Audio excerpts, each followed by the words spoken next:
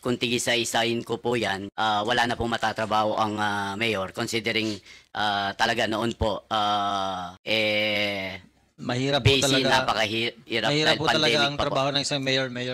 Yes, Your Honor Oo. po. Dahil nung ako isang city mayor, since nasa probinsya kami, ang registered na negosyante doon is almost 9,000 na registered na negosyante sa amin. Pero somehow, katulad yun, naka-SGLG din ho kami. So kung naka-SGLG ho kayo, means seal of good local governance, that means nakita nyo, nababantayan nyo yun. Di ho ba?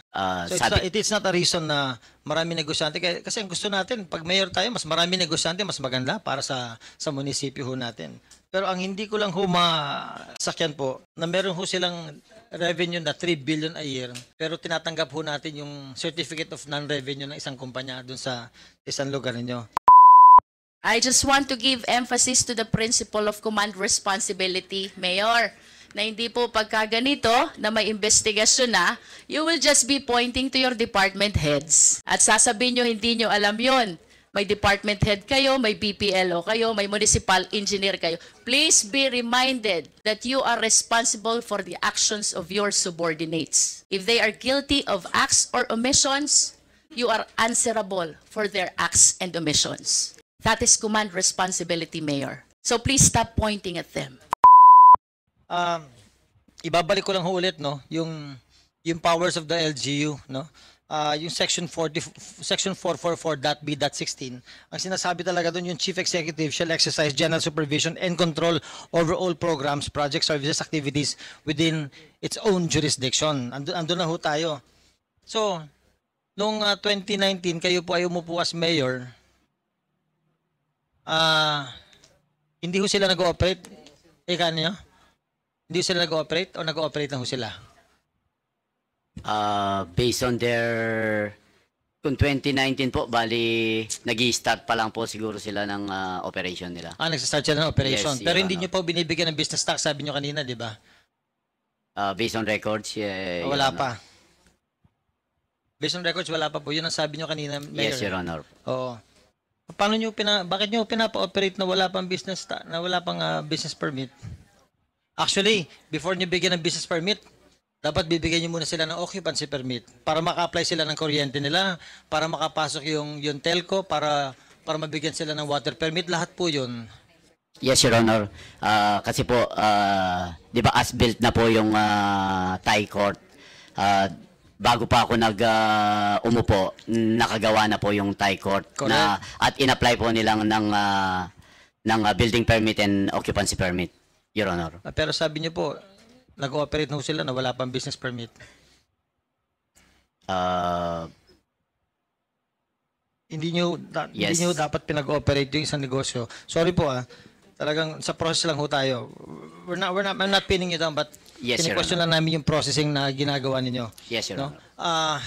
Pangalawa, Mayor, dun sa sinabi ni Attorney Africa at saka sa BPLO na wala silang declared na income, paano nyo na-determine na wala ko silang declared na income? Kasi sinasabi ng PAGCOR, at least nag-average sila ng 3 billion a year. 3 billion a year, kung ako ang mayor na, habulin ko yun. Kasi magagamit ko yun para sa munisipyo ko eh. Magagamit ko ng mga projects, mga plano natin. Madam Attorney Africa, yes ma'am. Yes. Mr. Chair, in the filling up of the application form by the applicant, the municipality relied on the declaration of the applicant, and it is the format of the application form, Mr. Chair. There is a certification and verification therein that they are obliged to give true and correct information, otherwise will be subject to perjury, Mr. Chair. So, based on their declaration, So upon this your assess- investigation, you're telling us na totoo yung declaration nila. Mr. Chair, at this point, it is not true. It is not true. Yes po. So, yung sinabit nila na certificate of no income, sinasabi mo Opo. na hindi totoo.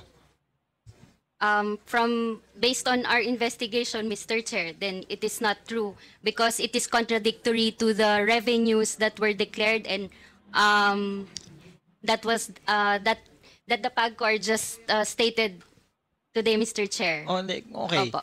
Pero yung former pronouncement nyo, tsaka ni BPLO, sabi nyo kasi, based on sa business tax na chinarge sa kanila, wala silang wala silang revenue. At that time, Mr. Chair. Last week lang yun, no? Hindi po. Hindi Last po. week mo sinabi yun eh. Baka nagbago this week. Hindi po. We are looking, Mr. Chair, on our database For such a po, big 2019. business, Opo. yung munisipyo nyo ho ba, nagbigay ho ba kayo ng tax holiday? Wala. Wala po, Mr. Okay, wala. Chair. I'm sure wala. Wala po, Mr. Chair. Did you take a look at the documents na sinabit nila sa BIR? Kasi kung nagdududa kayo sa isang negosyo sa inyong munisipyo, pwede nyo puntahan yung BIR. Tatanungin nyo sa kanila, magkano ba ang dineclare ng BIR? Magkano ba ang binayaran ng BIR sa inyo? Did you take a look at that? It is the standard protocol naman po ng aming business processing. So to according check po. according to sa binayaran sa BIR, wala rin silang kinita. Kasi meron kayong sabi niyo may certificate of no profit sila eh. Mr. Chair, at that time, I was not yet part of the municipality, so I Sige, cannot babalik ko answer. kay Mayor. Mayor, Opo. chinek niyo ba sa BIR kung nagsabit sila ng annual tax nila? Kasi from their annual tax, doon natin makikita kung magkano yung kinita ng Pogo. Actually, Your Honor, I relied on my department heads. According nga dun sa Section 44 po na naturan ninyo, General Supervision and Control po ang trabaho ng Mayor. Ang department head po is Technical Supervision. Kaya nag-hire po tayo ng mga technical people na nakakaalam po nung trabaho nila kasi hindi po kaya talaga ng Mayor sa dami ng trabaho. Kasi kung rine-report po sa akin yan, Your Honor, lump sum na. Correct. Kaya hindi ko po, wala kung lahat po sa dami ng real property namin, sa dami ng business establishment namin sa Porac. Ilan ho yung business establishment sa inyo? Nung naupo ako na nasa almost 2,000 siguro, pero ngayon nasa 3,228. And our real property, 90,000, Your Honor. Sabi ko nga po, pag report nila po sa akin yan, nasa lump sum na lang kasi kung tigisa-isahin ko po yan, wala na pong matatrabaho ang mayor considering talaga noon po Mahirap po busy, talaga. napakahirap Mahirap dahil po talaga pandemic ang pa po. trabaho ng isang mayor. Yes, Your Honor Oo. po. Dahil nung ako isang city mayor, maliit lang ho yung city namin. Ang land area namin kasi laki lang ng Metro Manila. So ganun ho yung land area nung binabantayan ko nung ako mayor. But since nasa probinsya kami, ang registered na negosyante doon is almost 9,000 na registered na negosyante sa amin. Pero somehow, katulad yun, naka-SGLG din ho kami. So kung naka-SGLG ho kayo, means seal of good local governance, that means nakita nyo, nababantayan nyo yun. Di ho ba? So it is not a reason na marami negosyante. Kasi ang gusto natin, pag mayor tayo, mas marami negosyante, mas maganda para sa munisipyo ho natin. Pero ang hindi ko lang ho masakyan po, na meron ho silang revenue na 3 billion a year, pero tinatanggap ho natin yung certificate of non-revenue ng isang kumpanya dun sa isang lugar ninyo. Kaya nga, I would like to ask is the BIR here? Is the BIR present? Last question, Congressman Gomez, please. Last two, Mr. Chair. Thank you. BIR, siguro, bukas pa yung, yung opisina nyo. Pwede nyo bang makuha ngayon yung binayad na taxes ng, anong pangalan ng kumpanya, Mayor? Lucky South 99, Your Honor. Lucky South 99. Is that the registered corporation in your municipality? Yes, Your Honor. At yun yung nagbabayad ng business tax sa inyo?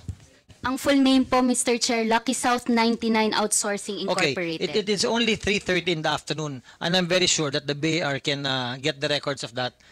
Simulan na ho natin sa 2016 hanggang ngayon. Konti lang naman yun. Once mabuksan yun, nandun na lahat ng records nun. Mr. Chair, Yes, Mr. Chair. unfortunately, nag-declare ng hanggang 2 p.m. lang yung pasok kanina sa BIR. But, yung Malacanang po. However, Mr. Chair, I can confirm na may binabayad po yan. Kasi po, based nun sa recent Pogo Law, ang GGR, pinapadala po sa amin ng PAGCOR What is yan. GGR? Gross Gaming Revenues po. Okay. Kaya walang takas po talaga sila ngayon kasi yung PAGCOR pinapadala po sa amin kung magkano yung revenues na kinikita nila.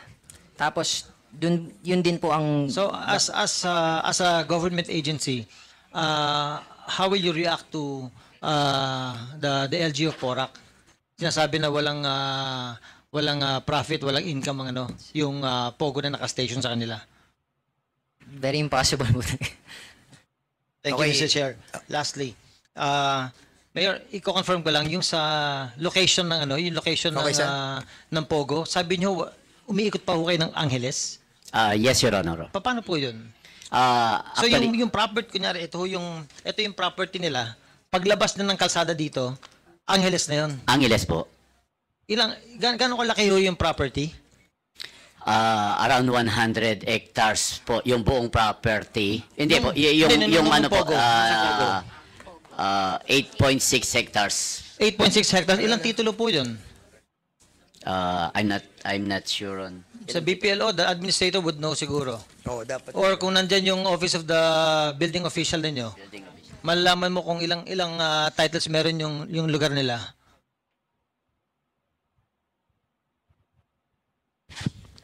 Good afternoon po, Mr. Chair. Based on submitted records po,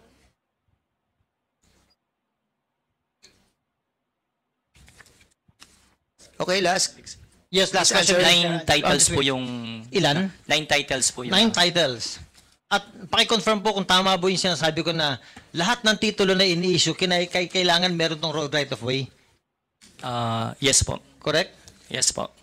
So, paano po nangyayari yun, Mr. Mayor, na ang sinasabi nyo, iisa lang ho yung daanan? Actually, yung property po, nakabakod siya sa likod. Tapos yung dadaanan mo dun sa walang nakabakod is a private property. Hindi ho kayo nagtataka na yung property na yan ay nakabakod tapos hindi ho dumadaan sa lugar ninyo. At kayo po na mayor, kailangan dumaan pa ho kayo sa ibang bayan sa Angeles para lang ma-inspect yung lugar sa Porac. Tama po ba yun? Yun po ang actually sad reality na na At yun po nangyari. hindi nyo po kinorek at hindi ho kayo nagtaka doon, Mayor. Nadatnan ko na lang po rin yan, Your Honor. Mr. Chairman, sa dami na rin at po this ng- point, I rest my case. At least nakita ho natin yung inconsistencies at saka yung mga dapat kailangan ayusin ng isang LGU sa magandang klase mga bagay. No? Especially, Mr. Chair, with regards to local government unit income, napakalaking bagay po noon. Nasa ganun, yung kanilang munisipyo, kung umaani po ng at least isang negosyo out of the 3,000 negosyante doon, 3 billion isang taon, Mr. Chair, dapat bantayan nila na mabuti yung ginagawa nila. Otherwise, the BIR must look into the documents of the said LGU, pati na rin po ang DLG kung ano kailangan lang gawin. And the Bureau, ang BLGF, Bureau of Local Government Finance. Local Government Finance, correct, ang BLGF. Kailangan po. Mr. Chair, thank you.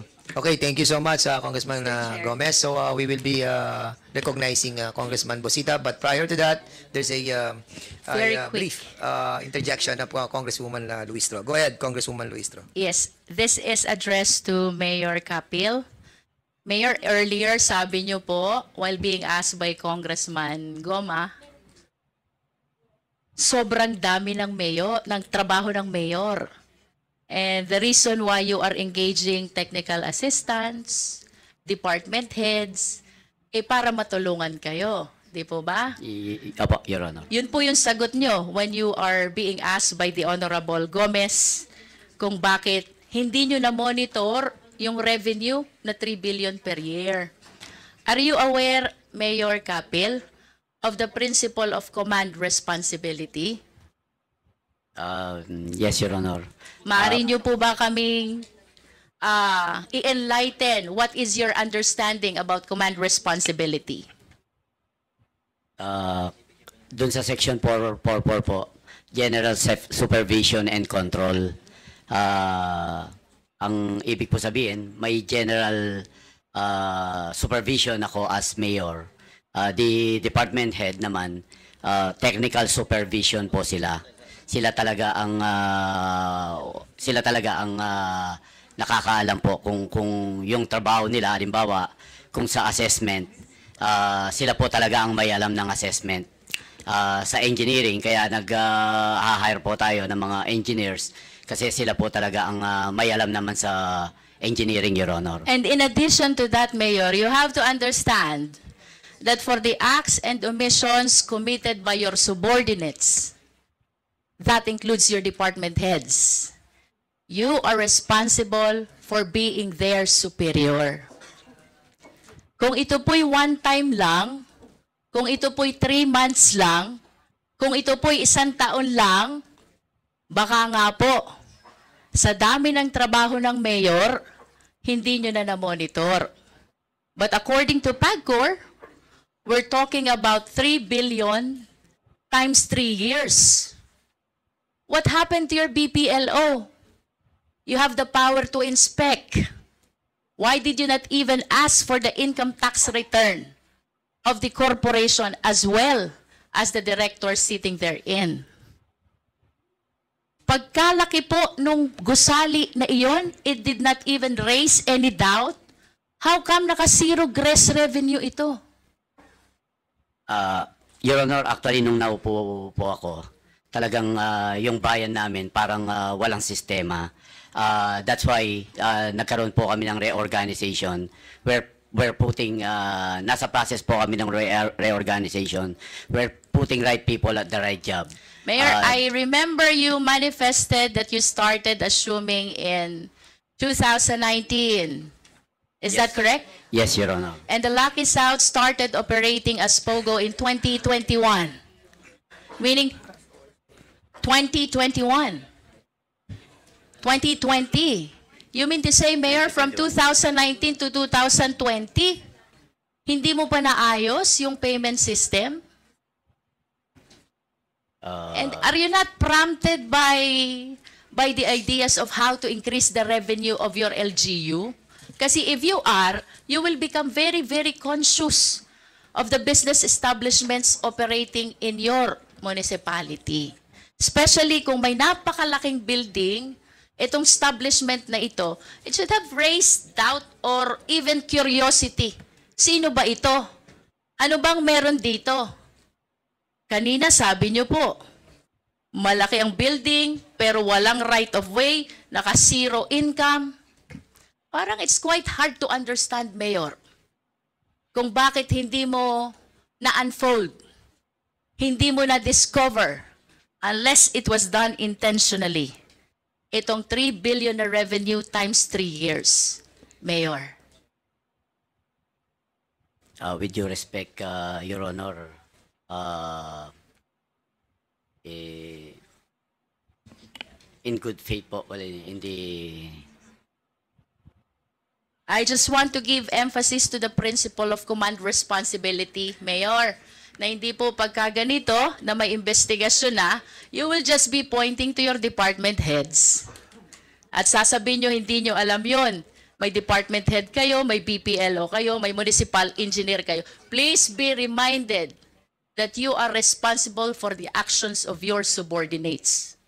If they are guilty of acts or omissions, you are answerable for their acts and omissions. That is command responsibility, Mayor. So please stop pointing at them. Thank you, Mr. Chair. Umani naman ito ng iba't ibang reaksyon mula sa ating mga netizens. Ayon kay Sonny Florendo, 100% na si Mayor Capel is a liar.